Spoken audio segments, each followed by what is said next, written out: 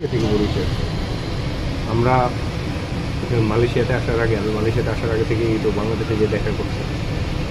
আচ্ছা ও হচ্ছে আপনার ইয়েতে ছিল, এই পাকিস্তান ছিল, পাকিস্তান থেকে এখানে ট্রানজিট। আচ্ছা, ওর সঙ্গে আপনার বাংলাদেশে পরিচয় আগে থেকেই। কিভাবে? আগে আমার একটা বন্ধু আছে জহির নাম করে, আমার college friend.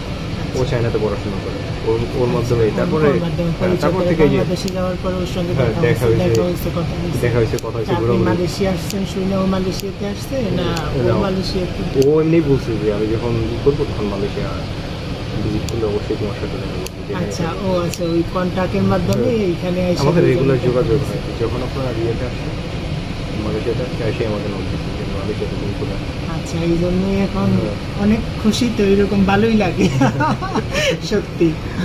R you feeling nice nice. চলো যায়।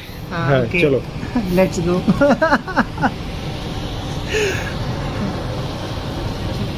তো আপনার নিজের আমি জানি, এই জন্য আমি বলছি।